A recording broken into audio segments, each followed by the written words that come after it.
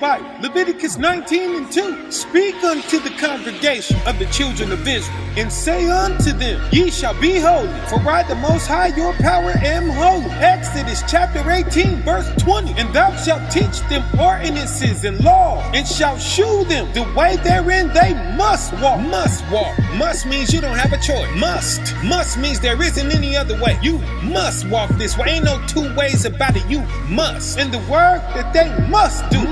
And why must we do this work? Leviticus 20:26. And ye shall be holy unto me, holy unto the Most High thy power. Separated, set apart. For I thy power am holy. Separated from the world. That's why, because he is separated from the world. So whatever the world is doing, we got to be doing it differently. Because he has done what? And have severed you from other people. That's why we got to do things differently from other people, because he does things differently from other gods. We are separated unto him. We have to be walking with him. That ye should be mine. That's what make us his, period. Never mind what your mouth's saying, what your hands doing, where your feet walk, how you operate. That's what make you his. That's what determines whether or not you walking with him.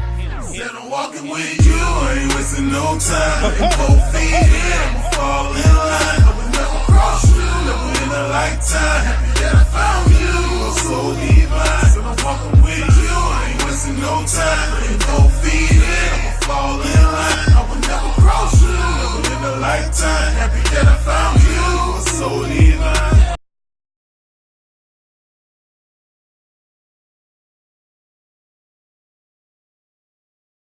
Over the Torah, and so today's lesson we'll be reading out of Leviticus. We're just going to be reading the book of Leviticus, excuse me, and kind of similar to, well, just like actually what our ancestors did, like in Nehemiah and some other books. We're just going to read the Torah and go over the Torah. So if there's any questions, if the Ruach puts something in your spirit about what we're reading, just jot them down, and we'll go over those items. In the handout he gave, there's going to be some questions here. So there's 4 questions. So we're going to try to get through 4 chapters today. And I figured a format, I can read a few verses, and we'll just go around the room, and everybody can read out of the Torah. And so this is the first I've ever seen this. So I'll try to pronounce it Wayaqara. And that means he called, and he called. Did I say that right? Yeah, and he called. So, let's see.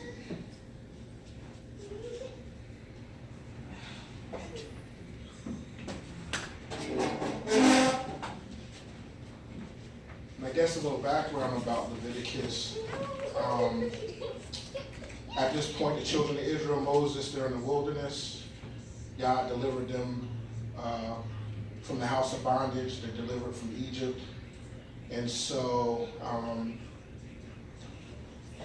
so in here, Yah's establishing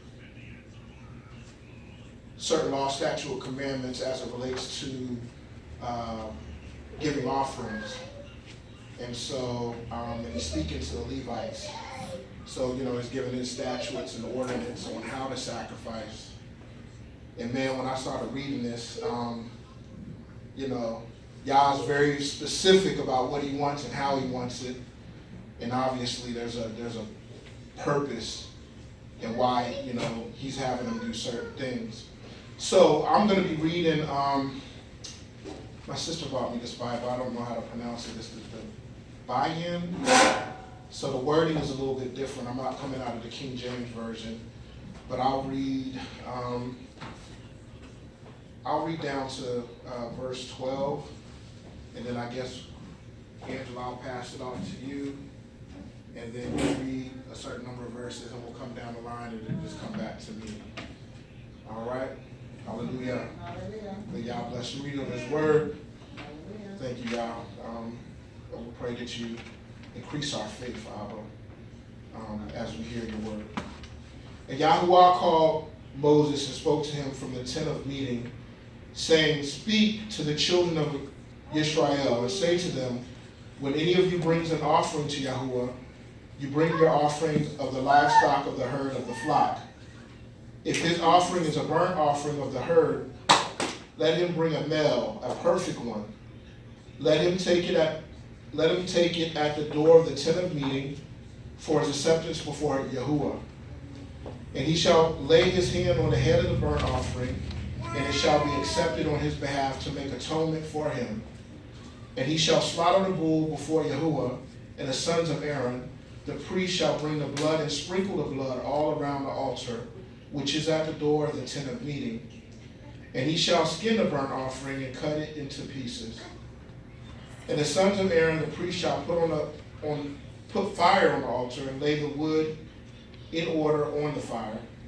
And the sons of Aaron, the priest, shall arrange the pieces with the head and the fat on the wood, which is on the fire on the altar.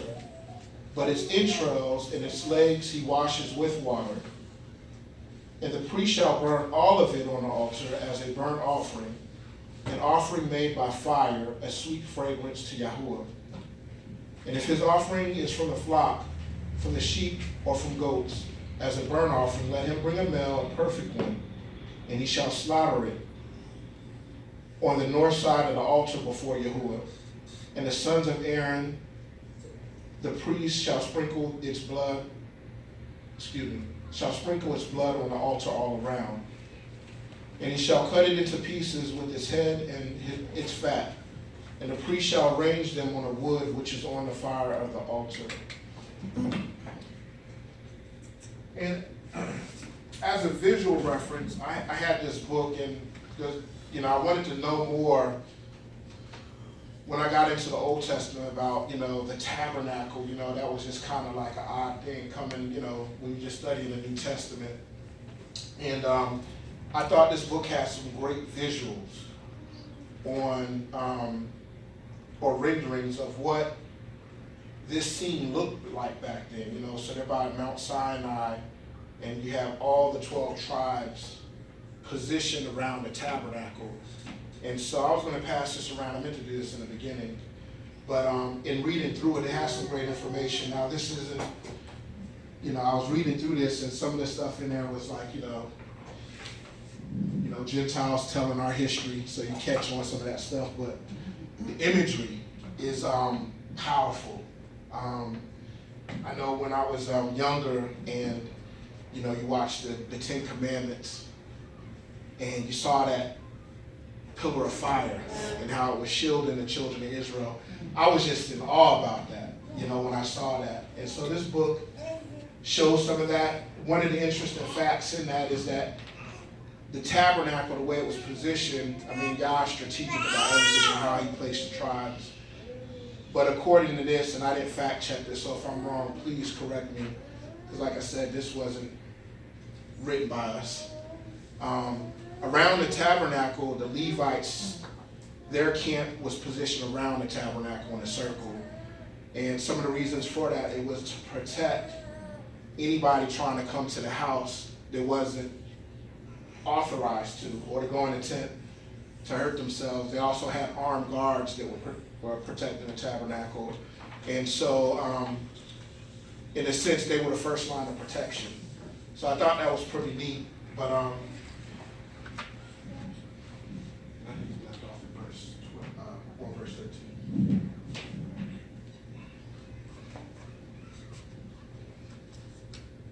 But he shall wash the inwards and the legs with water, and the priest shall bring it all, and burn it upon the altar. It is a burnt sacrifice, an offering made by fire, of a sweet savor unto Yah.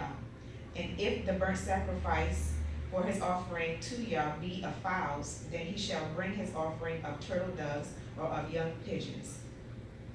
And the priest shall bring it unto the altar, and wring off its head, and burn it on the altar, and the blood thereof shall be wrung out at the side of the altar.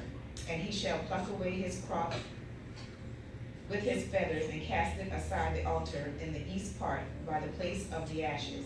And he shall cleave it with the wings thereof, but shall not divide it asunder. And the priest shall burn it upon the altar, upon the wood that is upon the fire. It is a burnt sacrifice, an offering made by fire, of a sweet savor unto Yah. Read. 3 going? Yeah, you can. Okay. And when any will offer a meat offering unto Yah, his offering shall be of fine flour, and he shall pour oil upon it, and put frankincense thereon. And he shall bring it unto Aaron's sons the priests, and he shall take thereout his handful of the flour thereof, and of the oil thereof, with all the frankincense thereof, and the priest shall burn the memorial of it upon the altar, to be an offering made by fire of a sweet savor unto Yah. And the remnant of the meat of offering, and the meat offering shall be Aaron's and his sons. It is a thing most holy of the offerings of Yah, made by fire. Hallelujah.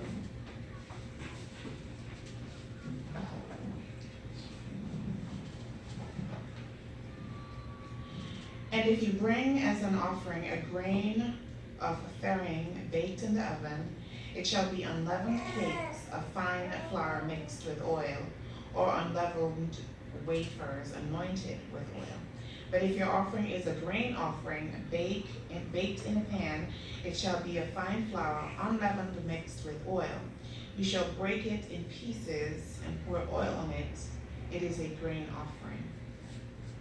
If your offering is a grain offering baked in a covered pan, it shall be made of fine flour with oil. You shall bring the grain offering that is made of these things to Yah. And when it is presented to the priest, he shall bring it to the altar. Then the priest shall take from the grain offering a memorial portion and burn it on the altar. It is an offering made by fire, a sweet aroma to Yah. And what is left of the grain offering shall be Aaron's and his sons. It is the most holy of the offerings to Yah, made by fire. No grain offering which you bring to Yah shall be made with leaven. You shall burn no leaven nor any honey in any offering to Yah, made by fire. Question right here. So the unleavened bread that we make during Passover, we're not supposed to put honey in it? I'm asking, because it says right here, it should, what's this about honey? Well, this is like a fall offering. But if, see, we're not offering that as a sacrifice to Yah, so it can be, it's just something we're consuming. Right. That's what I was thinking, yeah, it's for like, and I don't know, gotta look back, for like transgressions or, for atonement, right? Right. As for the offerings of the first fruits, you shall offer them to Yah, but they shall not be burned on the altar for a sweet aroma. And every offering of your grain offering you shall season with salt. You shall not allow the salt of the covenant of your Elohim to be lacking from your grain offering. With all other offerings you shall offer salt. If you offer a grain offering of your first fruits to Yah, you shall offer for the grain offering for your first fruits green heads of grain roasted on the fire, grain beaten from full heads, and you shall put oil on it, and lay frankincense on it. It is a grain offering. And then the priest shall burn the memorial portion, part of it beaten grain, and part of it oil, with all the frankincense as an offering made by fire to Yah.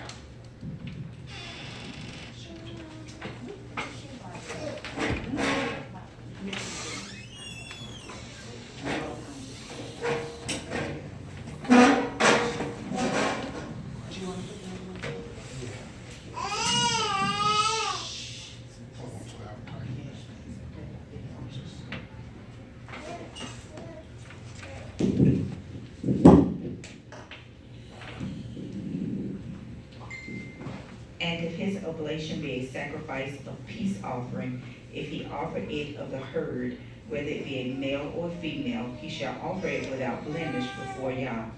And he shall lay his hand upon the head of his offering, and kill it at the door of the tabernacle of the congregation. And Aaron's sons, the priest, shall sprinkle the blood upon the altar round about. And he shall offer the sacrifice of the peace offering, an offering made by fire unto Yah, the fat that covereth the inwards, and all the fat that is upon the inwards. and the 2 kidneys, and the fat that is on them, which is by the flanks, and the caul above the liver with the kidneys, it shall he take away. And Aaron's son shall burn it on the altar upon the burnt sacrifice, which is upon the wood that is on the fire. It is an offering made by fire of a sweet savor unto Yah. And if his offering for a sacrifice of peace offering unto Yah be of the flock, male or female, he shall offer it without blemish. And if he offer a lamb of his offering, then he shall offer it before Yah. And he shall lay his hand upon the head of his offering and kill it before the tabernacle of the congregation. And Aaron's son shall sprinkle the blood thereof round about upon the altar.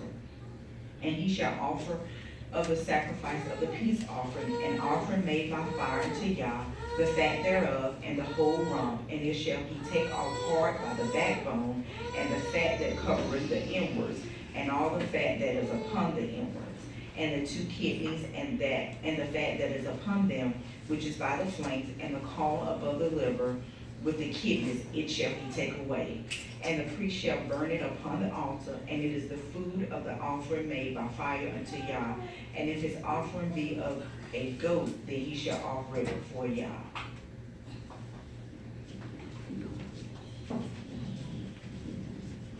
What verse? 13. And shall lay his hand on its head and slaughter it before the tent of meeting. And the sons of Aaron shall sprinkle its blood on the altar all around. And from it he shall bring his offering as an offering made by fire to Yah. The fat that covers the entrails, and all the fat that is on the entrails, and the 2 kidneys, and the fat that is on them by the loins, and the appendage on the liver, which he removes with the kidneys. And the priest shall burn them on the altar as food, an offering made by fire for a sweet fragrance. All the fat belongs to Yah. An everlasting law throughout your generations in all your dwellings. You do not eat any fat or any blood. So I was about to ask you a question about that, because I've always heard we shouldn't consume blood, but, I mean, I've read this before, but no, I'm like, okay, you shouldn't eat fat. So does that mean I can't eat a juicy cut of steak? Because you know a good steak has marble in it. I steak, but I do Cut off as much fat as you can. But what try to about cut it like, all off. right, I just don't like because it. like, you know, like some cuts is marble in Right. it real good. Yeah, I think that's the ribeye that's like that. Yeah, it's like Ribeye, really, yeah. yeah. So, I'm just asking.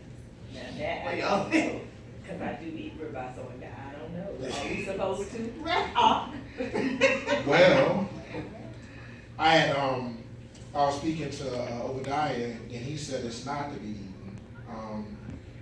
So I mean, I guess it's something that, you know, we can get before Yah about and ask the Ruach to give us a better understanding. Personally, I've never ate the fat. When I was little and I was eating pork, I used to like eating the fat from the pork. You know, that was just because, you know, that's what I did. But other than that, when I got older, I never ate the fat. I cut off as much as I could. So, yeah. So I'm wondering if does this just pertain to, in this passage, because we read a lot, if it's just for beef? Can you eat the fat of chickens? You know what I mean? I don't. Yeah, I I'm don't just. think so. ate it. Yeah, I don't think so either. I think because it described here about fowl, the chicken is a fowl, Mhm. and it describes about, you know, calf and all that stuff. So I'm thinking you should be eating that. I mean, you can't get rid of everything. But not all states have it. No. Then like that, it's just that the ribeye. Yeah, the ribeye, and there are a couple others too that has it in there, but I think the sirloin is the leanest cut. I Right. don't think in the and sirloin. flank doesn't have as That's what I much. normally get, the top sirloin. Okay, in the flank, yeah. Yeah, I gotta, yeah. Okay. And I don't think T-bones or porterhouses do. I mean, it's just got a big bone. They have, yeah, they don't A have little a bit. lot of fat. They usually have fat around like the edge of it. Yeah, Yeah, but not in Inside. the skin inside. And I think also if you cook it good enough, a lot of it melts away, isn't it? yeah, it cooks off. I mean, I don't wanna make a big deal That's out of if it. you want a but hard I just steak. wanna know. Yeah. Those people, Right. those people ain't don't eat no hard steak, That's yeah. probably why it's the best, Yeah. Yeah. Yeah, when it says any blood, you know, like some people, you know, kind of take that. When I think blood, I'm thinking about, you know, dripping, Right. coming straight out of it. Like you're eating it raw. Right, you're eating it raw, But yeah. what about blood sausage and stuff like that? Because they use the blood and mix it with stuff and make food. Now I don't eat that. Yeah, now I don't do no blood sausage. Yeah. I Blood don't do that. sausage? Oh, just look it up. And I need to question liver too. Yeah. Me too, I'm just beginning to, Yeah. I hate liver, so that's on the table. yeah. Yeah. Okay, so no more liver fingers, I love. What do they drain it? What, liver? Yeah. No. Can't drain it, that's It's just. like coagulated, it's like a big, Hunk of blood. yeah. I don't eat it. I love it. You do? Yes. I mean, I can't eat it no more, because recently y'all's been dealing with me about it. Because Oh, okay. when I went to the grocery store on Thursday, I was gonna get something and I picked it up. And it's like, the most I was like, don't get that. I was like, but I haven't had it in so long. And he was like, don't get that. I was like, oh. Yeah. And I put it down. And I was, yeah, yeah. But yeah. You can definitely tell you what to eat and Yeah. what not Yeah. to And that's eat. what you're conscious then that. Yeah, then you already Right, know. and to whomever, you know, once you get convicted, Right. then to you it is sin, you know? Right. So, yeah, I'm done with liver, even though I've enjoyed it immensely over the years. Well, praise y'all, I hated it. And when my mom made it, I didn't eat it. I didn't eat the. And so that must have been an intuitive thing. Man, they got Y'all some some, boiled no. You put gravy and onions, like, that does not stay, I don't care how you dice it up, I don't want it. And I wonder where that came from. You know, is that due to our legacy of slavery? I mean, is that It just was the something? entrails, I mean. Yeah, that's we what I just had made tried, it, right. probably, yeah, that's where that came from. That's what they could afford. Right, Yeah. right. And then they That's started what saying it was good for you because of the iron. So Right. Right. Because I had come off it for a long time and I became anemic and my doctor, that was the first thing my doctor put back on, liver and beef. Right. But that's so funny, they never, there's certain vegetables that has a ton of iron in it. Right, They don't tell you to eat that, No. you know, they Right. tell you to eat liver. because they know that we're not supposed to eat liver, so they're gonna make sure they tell us to eat. That's right. Goodness. I praise your name, God. Hallelujah. Hallelujah. But yeah, we should write that down. I mean, I think that'd be a good thing to talk about. 'Cause like I said, I don't plan in my heart to eat any fat when I'm eating meat. But sometimes you just get a piece that has some on it, you eat it. You know, I mean, you know, so. But praise y'all, we're trying to live righteously according to y'all's commandments. Hallelujah. And Yah spoke to Moses, saying, speak to the children of Israel, saying, when a being sins by mistake against any of the commands of Yah, which are not to be done, and shall do any of them, if the anointed priest sins, bringing guilt on the people, then he shall bring to Yah for his sin which he has sinned a young bull, a perfect one. You know, when you see this, and it always says perfect, you know, you think of Yeshua. As a sin offering, and he shall bring the bull to the door of the tent of meeting before Yah, and shall lay his hand on the bull's head and slaughter the bull before Yah. And the anointed priest shall take some of the bull's blood and bring it to the tent of meeting, and the priest shall dip his finger in the blood and sprinkle some of the blood 7 times before Yah, in front of the veil of the set-apart place. And the priest shall put on some of the blood of the horns of the altar of sweet incense before Yah, which is in the tent of meeting, and pour all the blood of the bull at the base of the altar of the burnt offering, which is at the door of the tent of meeting.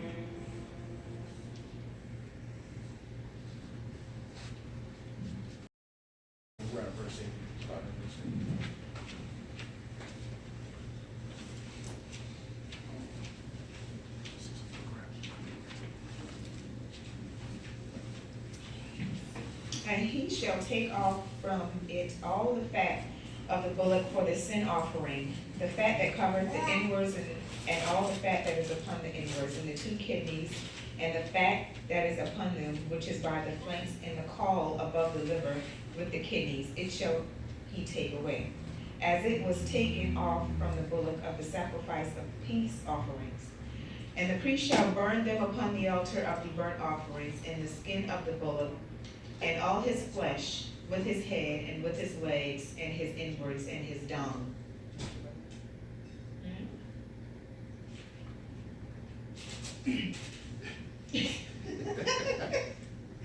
Even the whole bullock shall he carry forth without the camp unto a clean place, where the ashes are poured out, and burn him on the wood fire.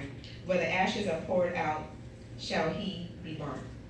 And if the whole congregation of Israel sin through ignorance, and the thing be hid from the eyes of the assembly, and they have done something against any of the commandments of Yah concerning things which should not be done, and are guilty, when the sin which they have sinned against is known, then the congregation shall offer a young bullock for the sin, and bring him before the tabernacle of the congregation.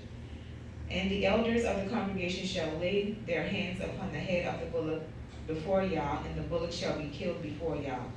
And the priest that is anointed shall bring of the bullock's blood to the tabernacle of the congregation. And the priest shall dip his finger in some of the blood, and sprinkle it 7 times before Yah, even before the veil. And he shall put some of the blood upon the horns of the altar, which is before Yah, that is in the tabernacle of the congregation, and shall pour out all the blood at the bottom of the altar of the burnt offerings, which is at the door of the tabernacle of the congregation. And he shall take all his fat from him, and burn it upon the altar.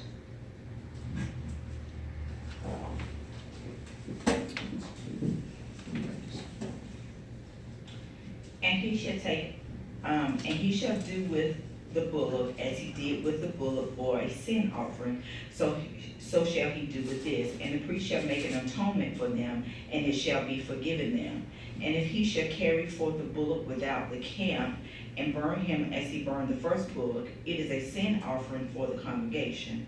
When a ruler hath sinned, and done somewhat through ignorance against any of the commandments of Yahweh his Elohim, concerning things which should not be done, and is guilty, or if his sin wherein hath sinned come to his knowledge, and he shall bring for his offering a kid of the goats, a male without blemish, and he shall lay his hand upon the head of the goat, and kill it in the place where they kill the burnt offering before Yah. It is a sin offering. And the priest shall take of the blood of the sin offering with his finger, and put it upon the horns of the altar of the burnt offering, and shall pour out his blood at the bottom of the altar of burnt offering. And he shall burn all his fat upon the altar, as the fat of the sacrifice of peace offerings, and the priest shall make an atonement for him as concerning his sin, and it shall be forgiven him. And if any one of the common people sin through ignorance, while he doeth somewhat against any of the commandments of Yah concerning things which ought not to be done, and be guilty, or if his sin which he hath sinned come to his knowledge, then he shall bring his offering, a kid of the goats, a female without blemish, for his sin which he hath sinned. And he shall lay his hand upon the head of the sin offering, and slay the sin offering in the place of the burnt offering. And the priest shall take of the blood thereof with his finger, and put it upon the horns of the altar of the burnt offering, and shall pour out all the blood thereof at the bottom of the altar.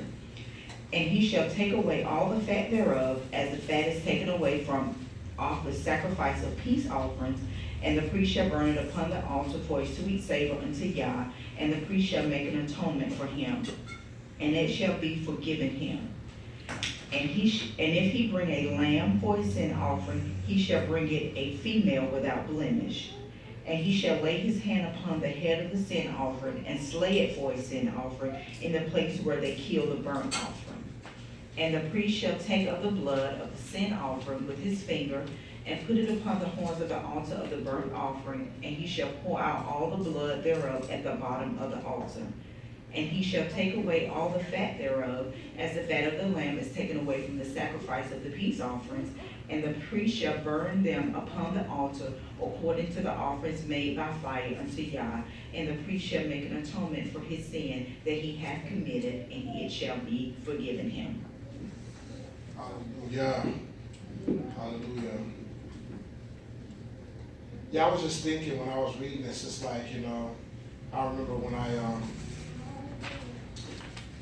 first, you know, I gave my life to Yeshua.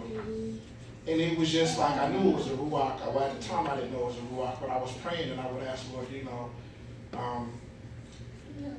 y'all forgive me for the sins I committed in ignorance. Like, you know, I had no learning in this, but I just prayed that. I just, you know, and so listening to this, you know, in here, you know, I was kind of thinking, I was like, yeah, how would they do sins in ignorance when, you know, I'm assuming that they hear the Torah often, you know, and, you know, as you can see here, the middle layer of the kernel called the endosperm contains proteins and carbohydrates. The germ is the innermost portion of the kernel.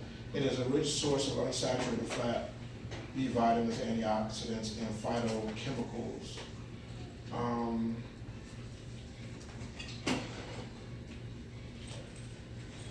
Okay, it looks like this was going to talk about what leaven. That's the part I'm looking for.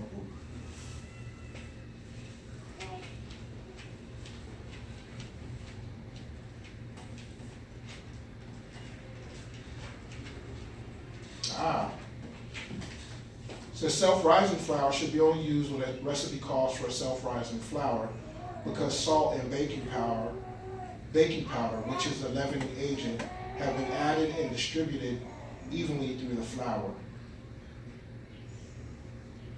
And I guess I have to look at some more stuff. But based on the way this is reading, that, yeah, the flour, they put a leavening agent in the flour.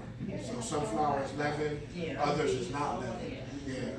And I guess maybe it all could be looked at, because you know how, I don't know if you all are aware that when they bake, sometimes when they used to bake cornbread, they would sift the flour. Oh, I've never seen it done. You never did? Yeah. Oh, okay, yeah, so I think that may be what the difference, like the fine flour, maybe they sifted the flour. Okay. Okay, I'm done. No, that's good. Yeah, that was good. Yeah. If the flour when baking, you get a lighter, the cake is more lighter. Yeah. Okay. Good. We already went over this one. Are we permitted to consume animal fat? No. With an asterisk next to it. Leviticus 3:17. So if that's the case, then we should only be eating lean. Yeah. Really, really lean. Yeah, and you know, let's go back over that. Let's go back over that part. I just want to look at, because in chapter 3, it's talking about goats. We see goats in that chapter. We see lamb.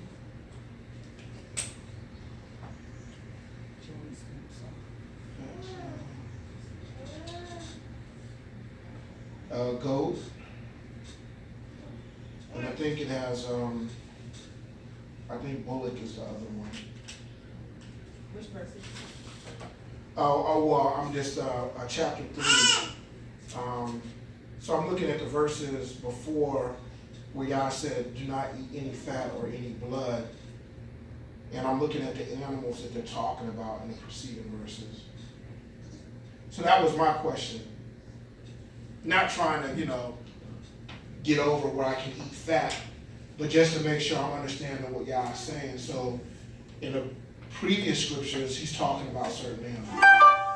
So the first thought that came to my mind is that we don't eat the fat of goats, we don't eat the fat of lamb. Let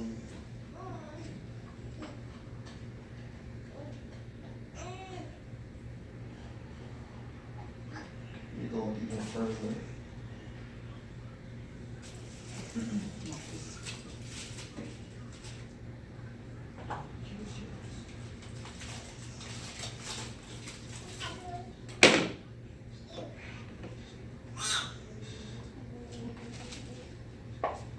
it looks like it's just saying meat.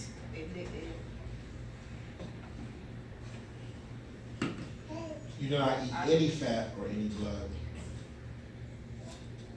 But then in 7, it does say if you offer a lamb. Mm-hmm. And then going down further in verse 12, it says the goat.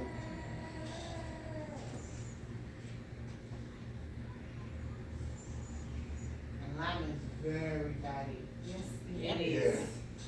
Yeah. Yeah, it's super, yeah.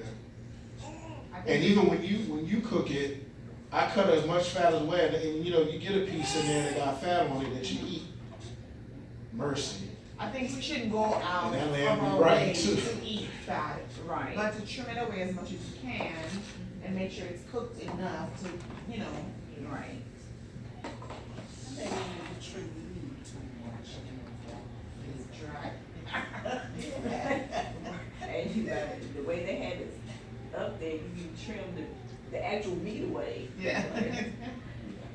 So, I guess another question I have that comes to mind, like I said, help us get an understanding of what you've commanded us. So this book, Leviticus, is written to the Levites. And as we can see, that the ordinances on how they should carry out sacrifices and present offerings. Right. Is this verse dealing with just Levites? That was what I was thinking too, Brother Rashim, that this book is basically the blueprint, when you say, for the Levites, and because the meat from the sacrifices are food for them. Right. So it's like, Right. and because they are, The I won't fat is say supposed they're, to be for y'all. right, so I think is telling the Levites what they can and what they can't eat, because they are the priesthood. That's right. So they have a little bit more rules than Yes. just normal Israel. That's right. Because they have to go before Yah. They're in the holiest of the holy places. Yes. But it says all your dwellings. So, but I don't know. But I don't think that we would be wrong if we did eat it. We err on the side of caution Right. until we get the understanding. Understanding, yeah. But I think everything that we consume, to be honest with you, I think everything that we consume here in the United States is an abomination to Yah.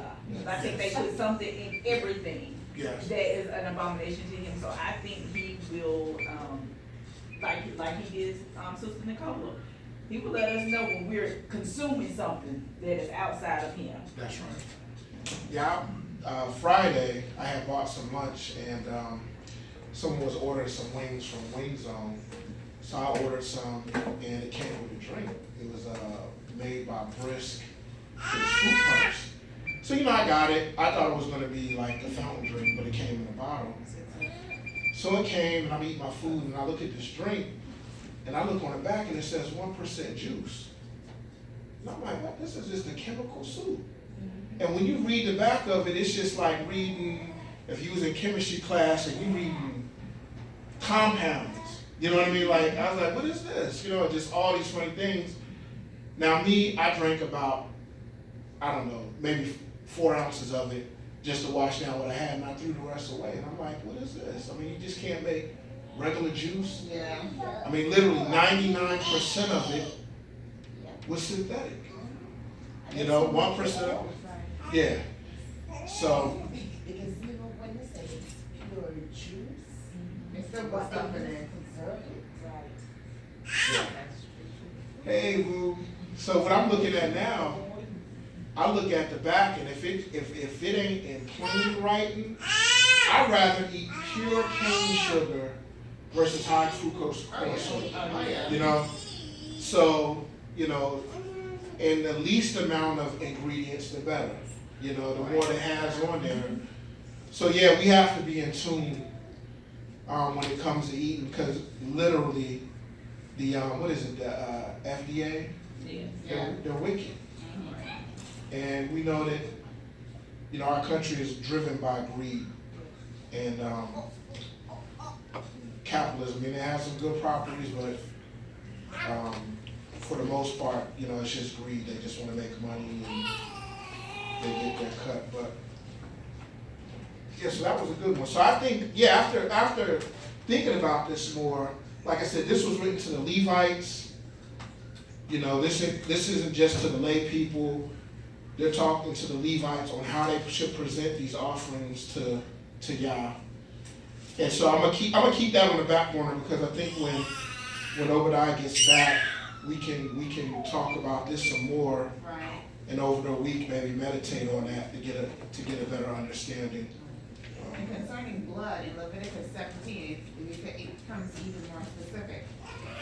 17:10 says, "And whatever man of the house of YASHAYA of Israel, or of the strangers who go among you, who eats any blood, I will set my face against that person who eats blood. I will cut him off from among his people." All right, so now that's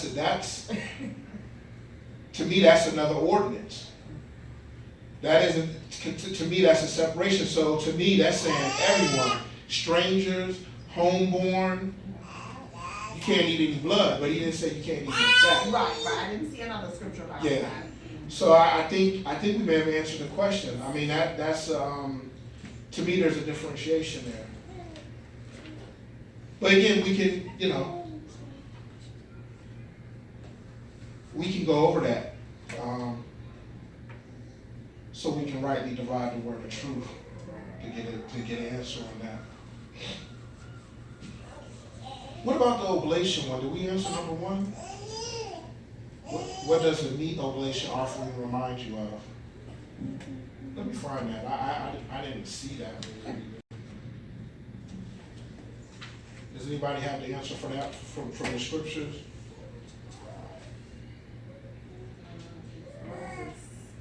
Remind you of, or sound like? Yeah, what does the meat oblation offering remind you of or sound like?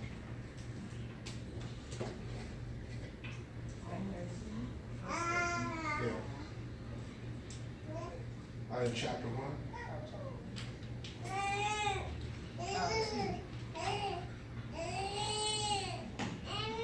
So in chapter 2, verse 13. But that's why I saw oblation, and it's also in verse 5, I see oblation. And let's get an understanding, because I'm going to be real, I don't know what oblation means. Does anybody know what oblation means? You might have to go to studylight.org or the Blue Letter Bible to find out what Burn is a thing presented. It's a burn offering. a burnt offering. Yeah. Okay. Whether it is, or, what's presented to Yah. Okay.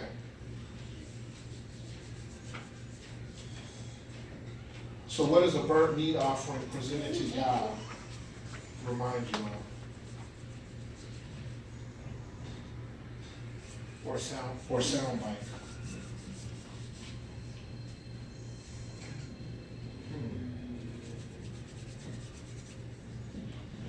Because some people brought fowls, and some people brought, animals, and some people just brought the flour with the oil. Or was it? But this is a meat offering, a meat oblation. What?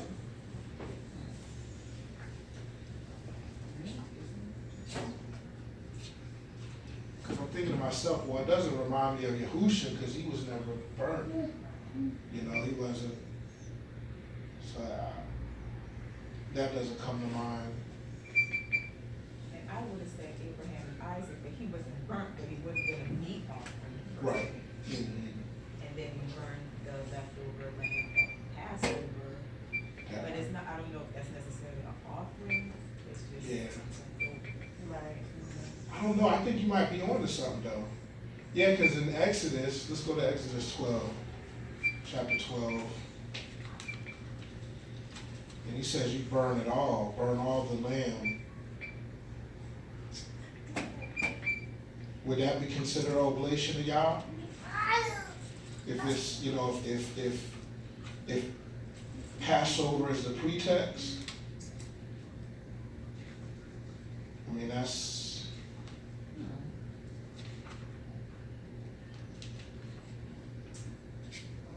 a holy thing. That's, it's a feast we commanded. I think Sister Angela might be onto something there. In terms of what does it remind you of?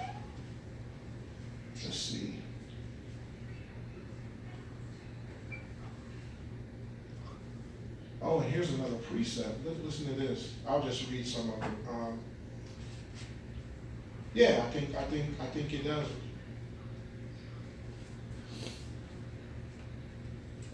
It sounds like Pesach. I'm just going to read. So I'm going to read Exodus 12 and starting at verse 3. Speak to all the congregation of Israel, saying, the 10th yom of this month, each of them is to take for himself a lamb according to the house of his father, a lamb for a household.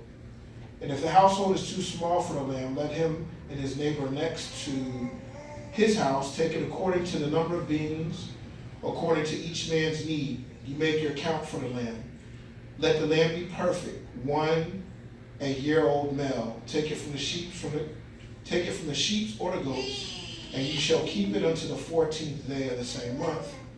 Then all the assembly of the congregation of Israel shall kill it between the evenings. And I'll skip down to verse 9. Do not eat it raw, nor boiled at all with water, but roast it in fire, its head with its legs and its inward parts. And do not leave of it until morning, and what remains of it until morning you are to burn with fire. And this is how you eat it. And I guess I'll stop right there.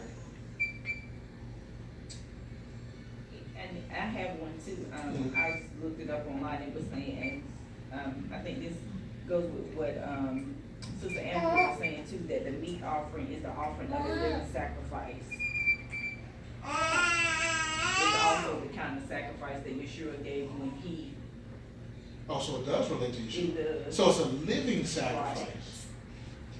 How do you have a living sacrifice? I don't know. That's what it says. It says You have to kill it before. you have to kill it. You know. Yeah. So are they killed? So I'm just trying to understand. So a living sacrifice, would you just take the cow and put them on the altar?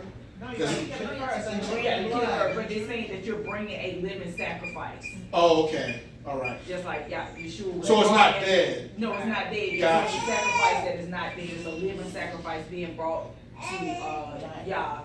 Just like Yeshua became our living sacrifice. They was like, okay. So it does point to Yeshua. I'm sorry, I'm a tad bit slow on it. That's all right. So a living sacrifice, meaning it had life prior?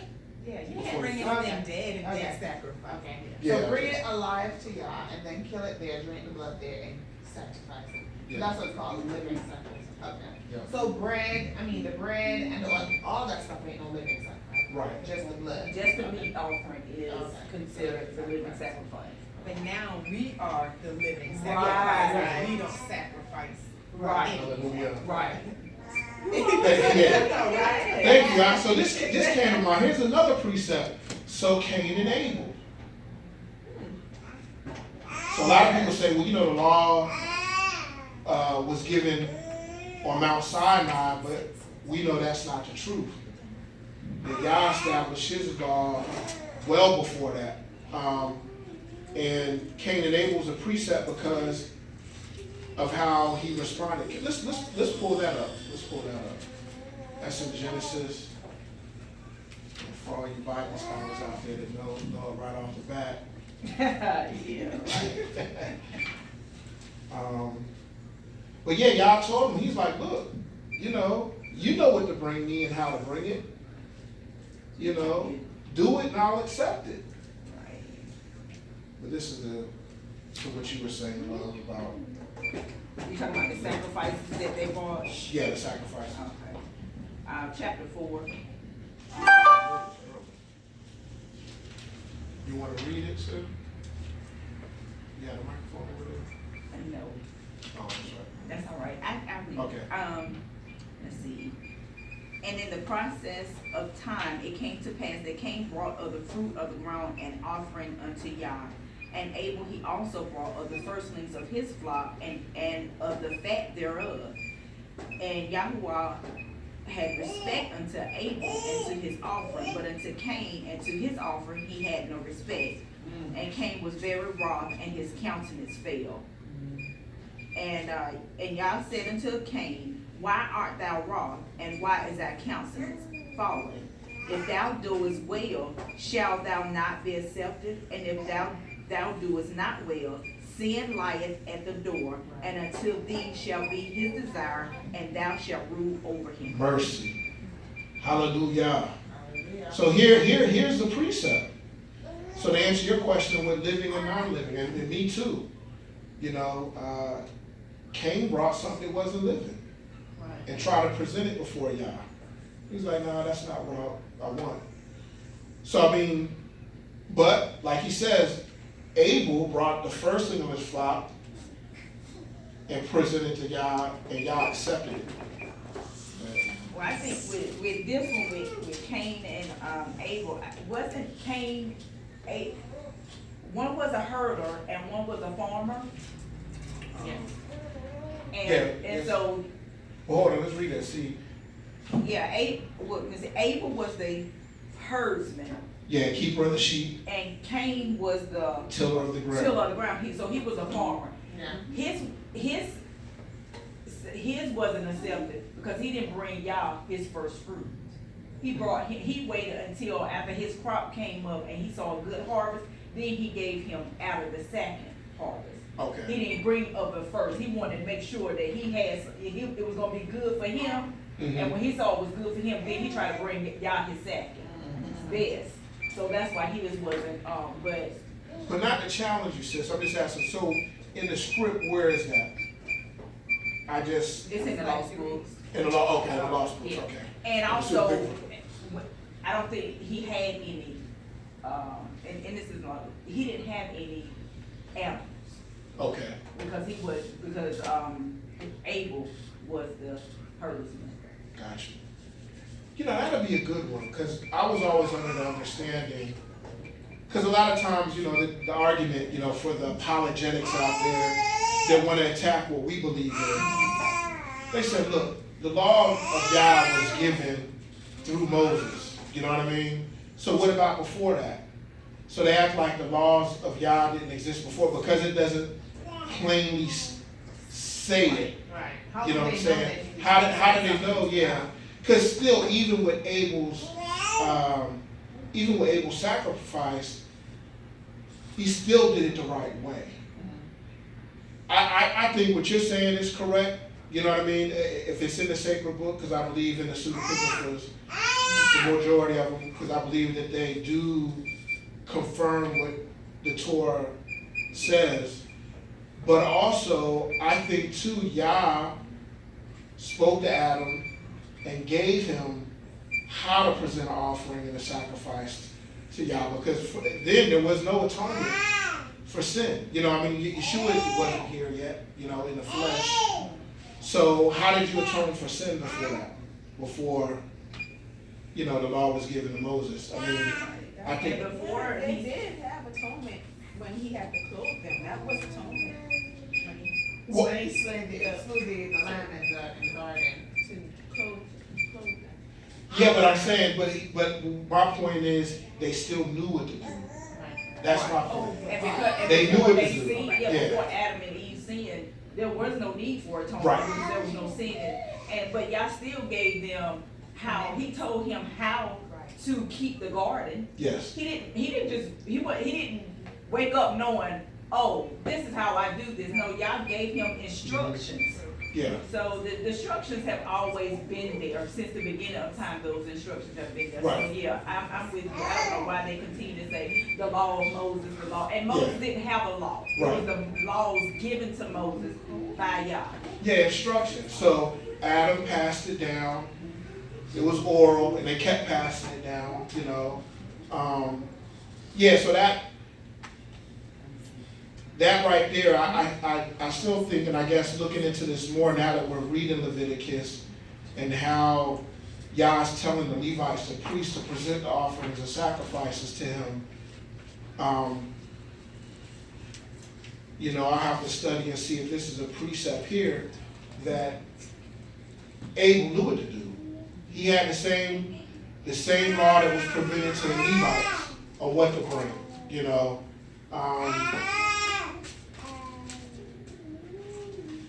And what in the sacred book, which one was that, sis? Do you know right offhand? I don't. You don't? But it was in the beginning where it was given the life of it. See it, and that's why I like this book, because what it did, it expounded upon why God didn't accept his offering. So it's, I'm going to tell you, because Adam and Eve is in the first. I got it highlighted. So it's called the first book of Adam and Eve. It has the conflict with Satan, and then the second book of Adam and Eve. Within those two books, it talks, I believe it talks about Cain and Abel as well. Okay. It definitely went into great detail about what happened to Adam and Eve and all this stuff that they did, but I was like, okay. Yeah, I have to look at that. Yeah. So it's in that first book of Adam and Eve. Okay. The first two books. But you know, Sister Latoya, I know that one was a herder and one was a tiller of the ground. But what was stopping him from going and hunting a perfectly fine animal and presenting it unto Yah? Like a deer or a goat or whatnot. I don't know, but it just said in the book that because he didn't bring the first of his fruit from the ground, that's why his sacrifice wasn't accepted, because he didn't bring the first, whereas Abel brought the first. He It didn't bring didn't the have to first. be an animal, just the first. First, right. So just So like if it's an orange, the first. right. That's, you know. And you took my thunder, Mom, because I was My thinking. mama said, Yeah. just like for instance, just like when we just had Shabbat. Yeah. So for me, if I'm growing basil, which I killed them all. So just had a lot going on and neglect. I got one left, but if I'm growing 3 of them, and I doing Shabbat, I said, okay, well that's the first one. It came up, it's pretty. I don't know what the second and third one gonna do, so I'm gonna keep this first one, and then when the second one come up, I'm like, oh well, I'm gonna get y'all that one, because that first one look real good. You know what I'm saying? You do something, right? You do something like that, or you just like they said that it was you give y'all 1/10 of everything. Yes. Or whatever, and I slap him on that 10th. He's not gonna accept that. Yeah. Because I'm trying to make sure I'm straight instead of saying, okay, y'all, this is my first fruit. Yeah. I'm gonna trust you to bless what I got left. Right. Yeah. That's when you got your first squash. I know. Yeah. It matured after Shavuot. I was like, man. Yeah. You can grow fat too. We have cucumbers and tomatoes. Awesome. My zucchini are growing, but I only have male sprouts up. I haven't had a female to come up. That's how I'm so mad. But the squash board got into ours, so I had 6 plants, and like 3 or 4 of them is just not dead, so we'll see how the other 2 goes. So we like it too. Then one, and another one, then go. Yeah. Awesome. So we got squash today? We have your squash? No. No. Yeah. Well, you know, that's good that we But covered when this. we're producing a bunch of It's good that we cover this because a lot of times, you know, when you read that passage, you assume what the offering is due to sin. And the text doesn't say that. You know what I mean? So in Leviticus, the stuff they're talking about offering, you know, God's talking to them about how to present your offering for sin, you know, for or for what is the other one? What is it? A peace offering. So what type of offering was Cain and Abel giving? You know, so it didn't have to involve meat. So that's to your point, or to what the text is saying. Yeah. That it didn't have to be meat. It's just that he didn't give his best at first, whatever the first was. Yeah. Okay. Hallelujah. Hallelujah. I will thank you for understanding. Amen. In all you're getting, get understanding. That's right. Well, praise Yah. I think, did anyone have anything else to add? Did we do the last one? How many different classes of groups are mentioned? Oh, yeah. Sins of ignorance? No, we didn't go over that. My apologies. That's okay.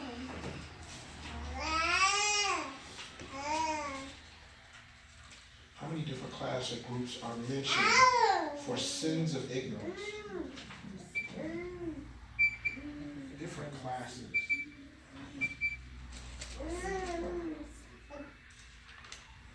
Is that like a different type of ignorance? Or?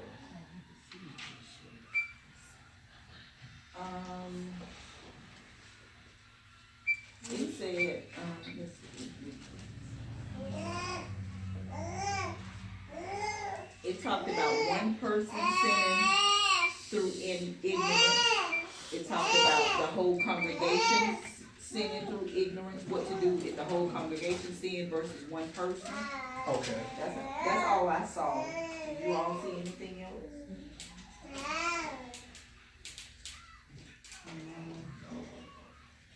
And what script was that? So one was in chapter 4. They both are.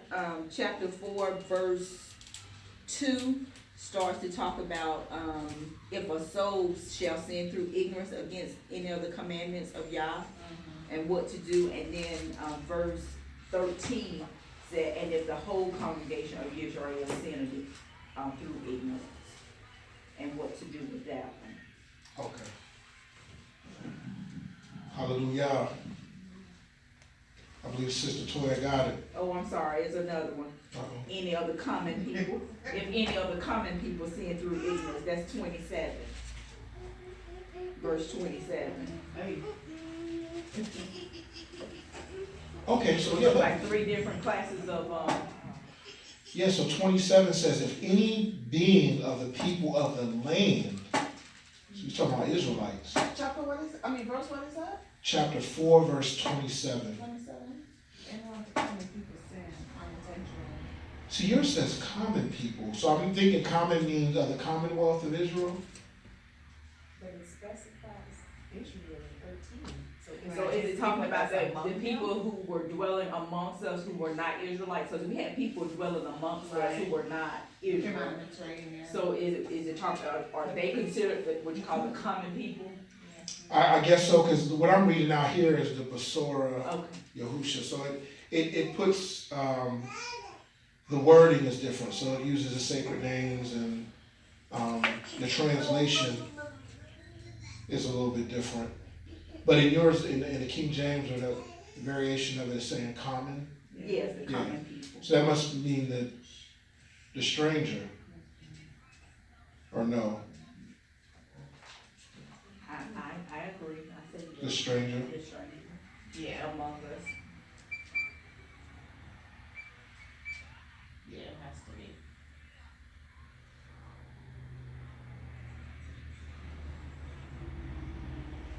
Or anybody that's not the priest. And you know, this is a good, aside from what we're discussing now,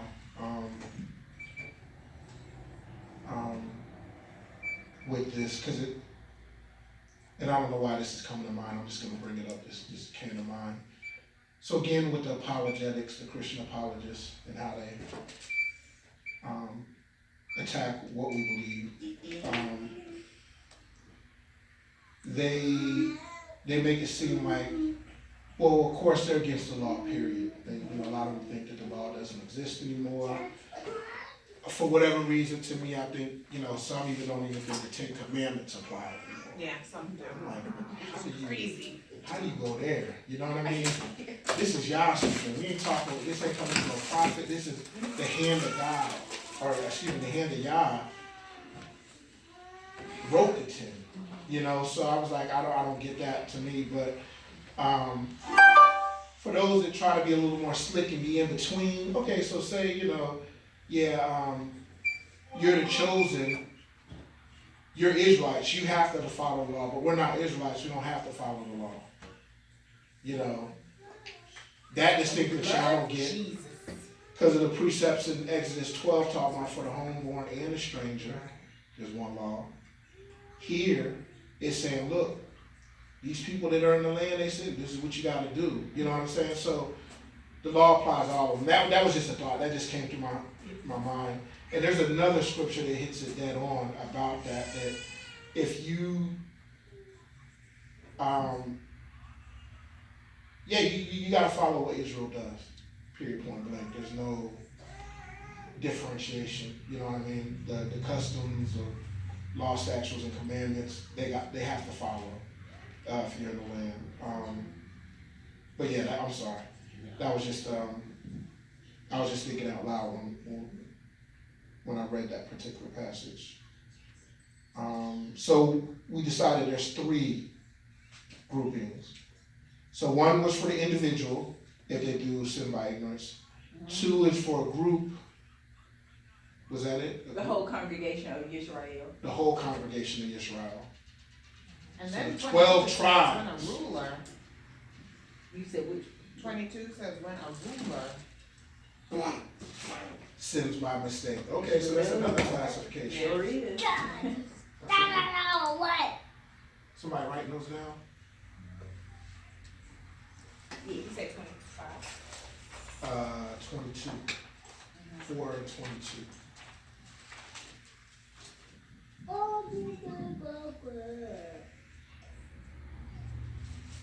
So it's 4 and 13. The first one was 4 and 2. 4, 2. 13.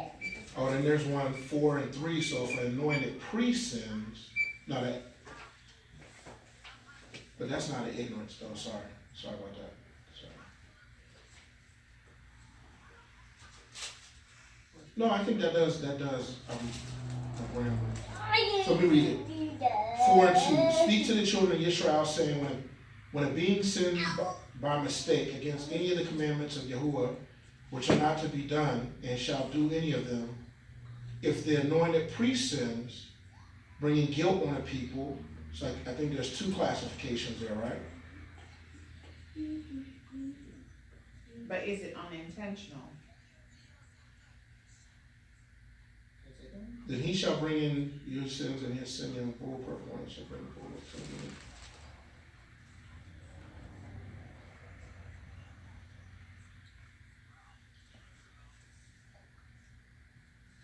Yeah, that's a separate one. So I think it's just the one. If anyone, like Sis said, any single person sins. The whole congregation in 13, ruler in 22, and stranger in 27. Or common people.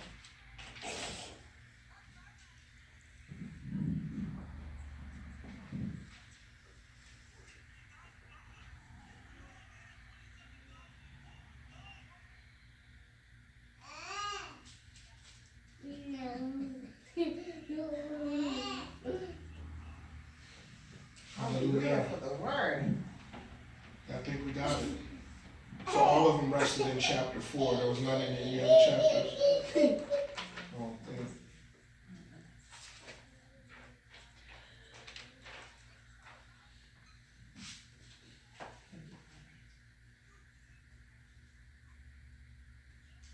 All right. Hallelujah. Hallelujah. Were there any other thoughts? Anything that comes to mind that the Ruach man deposited and just mull it over that you want to share? While you were talking about people who want the protection of Yah, the blessings of Yah, when Yah gives His word, it's for everybody. His laws, statutes, and commandments are for anyone in Israel. When a stranger comes to Israel, they gotta follow what we're doing. What came to my mind was with Ruth and Naomi. Ruth was a Moabite woman, and she probably was a little bit familiar with Hebrew culture because she married a Hebrew man, but she didn't know what she needed to do when she went to the field. And she had to follow her mother-in-law's instructions or she wouldn't have gotten that man. You know what I mean? Mm-hmm. So it's not necessarily a law or commandment, but she had to follow their customs. That's right. You know, to be blessed. And it was through that line that the Mashiach came. So, you know, just want to put that in there. Yeah, I don't get replacement theology. Like, you want to exclude the chosen. And this is what this whole saga is about. The existence we live in is because of one thing, sin. And so, Yah went through all of this for the children of Israel. Okay, and so you said they're replaced, but now he's going to act different with you? So you can just sin when you want to, you know what I mean? And think that it's going to be pardoned? I just don't get it. You see where I'm coming from? Like, so even if you went with replacement theology, I'm not saying that's a wicked doctrine, Christian doctrine. But the way they think, they like, okay, well, the children of Israel, they went through all of this. The law was given to them. Yah showed them how to live, showed them what was right and wrong, and did all of that stuff. You know what I mean? Kicked them out of the garden. You know what I mean? Nations are being killed, all because of sin. Yahushua supposedly replaced that, and now you can do whatever you want under grace. But grace has always, Yah has always shown his people grace. But I'm saying it's just a logic. I mean, Yahushua was still holy. You know what I mean? That's why I'm saying it just boggles my mind, the logic that they use. That to think that this is done away with. This is, even though there are specific scriptures, there's no guessing. You don't need the Ruach to interpret it for. It's just black and white. This is what's going to happen if you do X, Y, and Z. And it's a device of the enemy. Oh yeah. Yeah, it's a device that is used, but it's very successful. Yeah. They tell people that if they, by trying to make people follow the law, you're actually putting them back into fun. And I don't understand, and that's my thing is, you will follow the laws of the land to keep from going to jail. Exactly. But you won't follow the laws of Amen. God. Hallelujah. Exactly. That's right. I know that's I right. don't understand that. They kill the I know, body right? and cast your soul Right. I don't into everlasting damnation. And they say that the laws of this land was actually built on this law, Right. So that's a slippery I slope never put that that they together before, but yeah. Right. And how do you, and so when you say that everyone thinks they're going to heaven anyway, as if hell just, they said hell has opened her mouth, and she's expanded because of so much, so many people that she's had to endure in her. So I don't know why. I wish preachers would stop this to be absent from their body is to be present from, with the Lord. Because half of y'all are not with him. Right. So stop using that to make families feel good. Exactly. But what I don't understand is if all of us are going to heaven and there is no law that you have to live by, how do you have decency and order? You don't. You don't. So how can they, that's another thing. If you put it to them logically, how can you, interpret what you say as having any type of logic to it? Yeah. And then at the end, he still goes back to talking about redeeming Israel. In the end in Revelation. So somewhere in the middle, they got lost and they take a few things out to make their point. But you can't, because in the end, he still goes back to who he's talking about. That's right. Thank you, Father. Hallelujah. Hallelujah. I want to read this, and I'm just sharing with the mission because some of the things.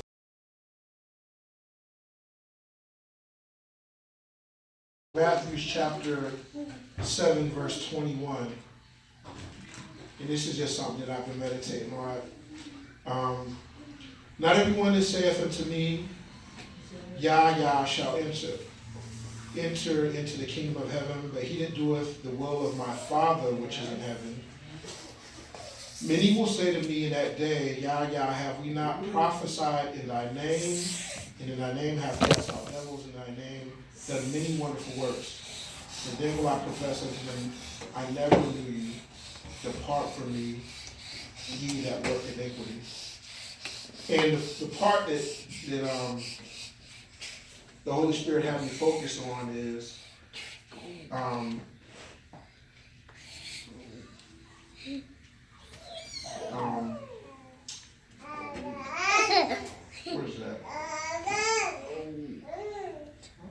him that does a will. But he that doeth the will of my Father which is in heaven. And I just looked at that, and me and my wife had talked about it one time, or aspect of it. And I guess it was more of a introspection. Asking Yah, I was like, Yah, I want to do your will. You know what I mean? I was like, I got to understand what your will is for my life, the purpose. And, you know, I think each believer should focus on what is Yah's will for me. You know what I mean? What is my purpose? And of course, we always talk about we want to please Yah. But in line with what we're talking about now, and how people are talking about certain things is like, if you want to please the Father, you want to do His will, right? Right. Like, yeah, I want to do His will. Well, part of His will is His commandments. Right. I mean, it's inseparable. You know what I mean? It's not a mutually exclusive thing, one or the other. Right. This is all lumped into one thing. If you're not doing the will of the Father, and right there, iniquity, when you break that word down, it means lawlessness. Right. You're not operating in righteousness. And so I just thought about it because, as you mentioned, Sister, about talking about the gates of hell widening, Yah can use whoever He wants to get His point across, even if you're not walking correctly or you know, on right standing with Yah. So some of these preachers, yeah, they might be healing folk. You know what I mean? They might be doing certain things. They might be doing a good share of acts, the alms, the giving and things. But you know, are you doing the will of your Father? Because if you're not, you're jeopardizing your reward. You're jeopardizing immortality. You know what I mean? So I don't know. I was just focused on that, and I was just thinking, yeah, like, I want to do your will. And this scripture right here has always scared me. Only more so than Revelation. I got hype about Revelation because I'm a nerd. You know, comic books. I used to like the medieval setting. I used to like dragons. You know, all that sort of stuff. So I was like, whoa, these creatures and everything were cool to me. But when I read this, I'm like, these people really believe that they're doing Yah's will. And they in left field. They completely off. So, I don't know. I just wanted to share that and encourage the Mishpachah to seek Yah's will for your life. To make sure that, you know, that we're in tune, especially in this hour. You know. You know, look at Yeshua. He followed his father. Benjamin. What Yeshua spoke of when he was alive on earth was nothing different than what was in Torah. He taught Torah. You know what I mean? He lived it. And if we're supposed to be like him, should we be doing the things that he did, which was follow the laws, statutes, and commandments of his father? You know what I mean? So I'm not quite sure how you reconcile doing whatever the heck you want, not being like him, and just, you know what I mean? Because in one scripture, he fulfilled the law. But that's what they use. Yeah, but that's what I'm saying. It's right, you know, doesn't mean interpretation. Yeah. But in the scripture, Yah said He sent a strong delusion. You know, some of this is the Father's doing. You know, so a lot of people are just under a strong delusion. You know? Hallelujah. Hallelujah. All right. Well, Yah, we thank you for giving us understanding. This was good. I enjoyed this. Yeah. Hallelujah. All right. So now we'll Get it? Read the Bible. Leviticus 19:2. Speak unto the congregation of the children of Israel, and say unto them, Ye shall be holy, for I the Most High your power am holy. Exodus chapter 18, verse 20. And thou shalt teach them ordinances and law, and shalt shew them the way therein they must walk. Must walk. Must means you don't have a choice. Must means there isn't any other way. You must walk this way. Ain't no two ways about it. You must. us in the work that they must do. And why must we do this work? Leviticus 20 and 26. And ye shall be holy unto me, holy unto the Most High thy power, separated, set apart, for I thy power am holy, separated from the world. That's why, because he is separated from the world. So whatever the world is doing, we got to be doing it differently, because he has done what? And have severed you from other people. That's why we got to do things differently from other people, because he does things differently from other gods. We are separated unto him. We have to be walking with him. That ye should be mine. That's what make us his, period. Never mind what your mouth's saying, what your hands doing, where your feet walk, how you operate. That's what make you his. That's what determines whether or not you walking with him. Said I'm walking with you, I ain't wasting no time. Both feet in, I'ma fall in line.